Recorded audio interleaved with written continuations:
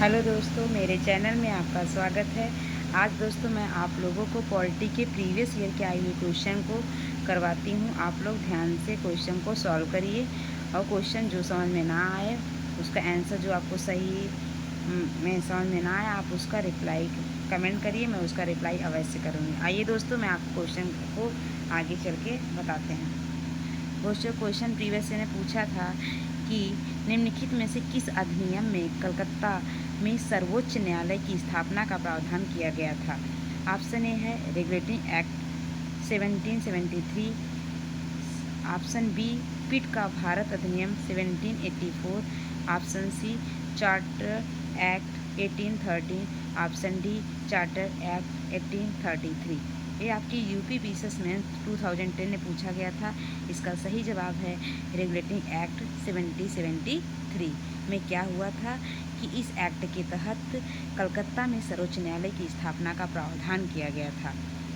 1773 के regulating act में कलकत्ता में सर्वोच्च न्यायालय की स्थापना का प्रावधान किया गया था, जिसकी स्थापना 1774 में की गई थी। सर एलिजा इम्पे इसके प्रथम मुख्य न्यायाधीश थे। कौन थे? सर एलिजा इम्पे इसके प्रथम मुख्य न्यायाधीश थे। सेकेंड क्वेश्चन है दोस्तों सेकेंड क्वेश्चन है सर्वोच्च न्यायालय की स्थापना के संबंध में निम्नलिखित में से कौन से कथन सही हैं। फर्स्ट ऑप्शन है कलकत्ता में सर्वोच्च न्यायालय की स्थापना 1773 के रेगुलेटिंग एक्ट के द्वारा की गई थी। सेकेंड ऑप्शन है लेमेस्टर इस न्यायालय के प्रथम मुख्य न्यायाधीश थे।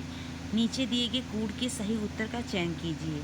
केवल 1, केवल 2, सी में 1 और 2, डी में न तो 1 और न ही 2। ऑप्शन है इसका जो राइट आंसर है केवल 1।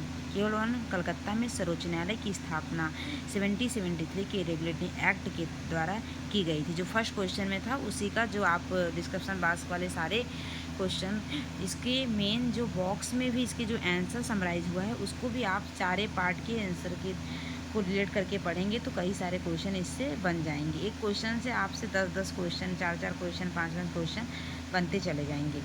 थर्ड क्वेश्चन है कि सूची फर्स्ट तथा सूची सेकंड को सुमेलित कीजिए तथा सूचियों के नीचे दिए कूट के सही उत्तर का चयन कीजिए।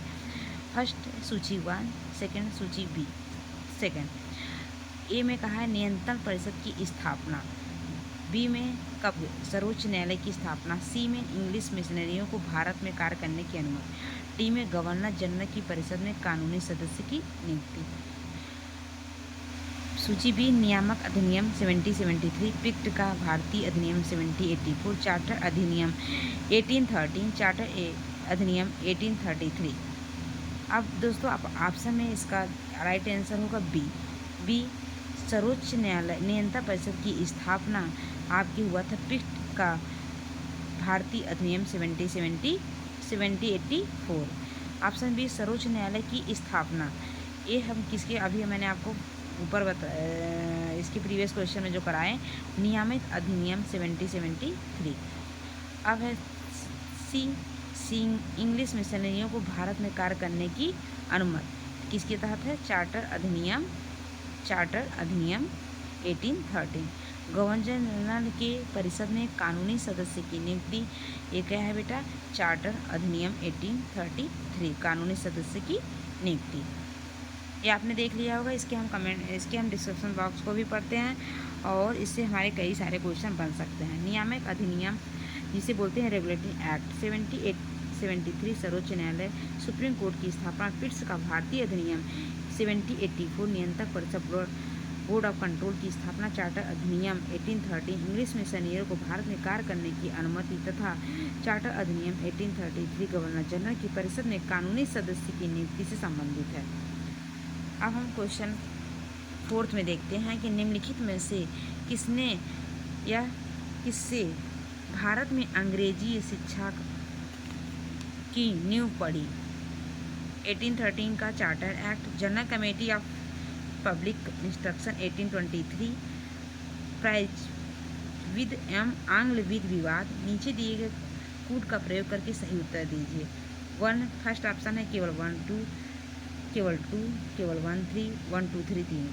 डी ऑप्शन होगा 1 2 3 तीनों में कहा गया है कि ये ईस्ट इंडिया कंपनी ने ओरिएंटल शिक्षा की प्रचलित प्रणाली को हतोत्साहित किया तथा पश्चिमी शिक्षा और अंग्रेजी भाषा को बढ़ावा दिया।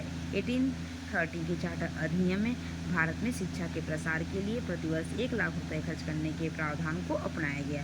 1823 में ईस्वी में general committee of public instruction का गठन किया गया और जिसकी जिम्मेदारी शिक्षा के लिए 1 लाख रुपए देने की थी। समिति में 10 यूरोपीय सदस्य शामिल थे, जिसमें से अध्यक्ष लॉर्ड मैकाले थे। इसके बाद governor general Lord William Cavendish 1828 से 1835 के शासनकाल में 47 मार्च 1835 को लॉर्ड मैकाले के प्रस्ताव को स्वीकृत कर भारत में अंग्रेजी को उच्च शिक्षा का माध्यम मान लिया गया था। भारत में आंग्ल शिक्षा के समर्थकों में नेता ट्रेवेलियन थे, जबकि एच.टी. प्रिंसेस वात्स्य शिक्षा के समर्थकों के नेतृत्वकर्ता भी थे। 5 क्वेश्चन है कि किस अधिनियम के द्वारा ब्रिटिश संसद ने चाय और चीनी के साथ व्यापार को छोड़कर ईस्ट इंडिया कंपनी के भारत के साथ व्यापारिक एकाधिकार को समाप्त किया गया। ऑप्शन है 1813 चार्टर अधिनियम, 1833 चार्टर अधिनियम, 1853 चार्टर अधिनियम, 1873 चार्टर अधिनियम। 1813 का चार्टर अधिनियम क्या कहता है? ऑप्शन ए है राइट है। 1813 के चार्टर अधिनियम के माध्यम से ब्रिटिश संसद ने चाय और चीन के व्यापार को छोड़कर ईस्ट इंडिया कंपनी के भारत के साथ व्यापारिक एकाधिकार को समाप्त कर दिया, जबकि 1833 के चार्टर अधिनियम द्वारा कंपनी के समस्त व्यापारी समाप्त कर दिए गए थे। अब भविष्य में कंपनी को केवल राजनैतिक कार्य ही करने थे। दोस्तों, आप इन सारे क्वेश्चनों को अच्छे से एक बार रिवाइज कर लीजिएगा और इसके नेक्स्ट क्वेश्चन को मैं नेक्स्ट वीडियो में बताऊंगी। आप लोग को जिस क्वेश्चन का आंसर या आपको मेरे अकॉर्डिंग गलत हो या सही हो या ना समझ में आ रहा हो, तो आप उस क्वेश्चन को नंबर टाइप करके कमेंट बॉक्स में बताइए। मैं उसका रिप्लाई अवश्य करूँगी। मैं आपको जहाँ आपको समझ में ना आ रहा वहाँ तक समझाने की पूरी कोशिश करूँगी। हाय दोस्तों, मेरे चैनल को सब्सक्राइब करिए, लाइक करिए और कमेंट बॉक्स में उसका क्वेश्चन के सारे जो आपको पूछना कमेंट बॉक्स में पूछिए, मैं आपका रिप्लाई करूँगी। और मेरे चैनल को खूब ढेर सारा प्यार दीजिए, खूब सब्सक्राइब करिए। Okay, bye bye.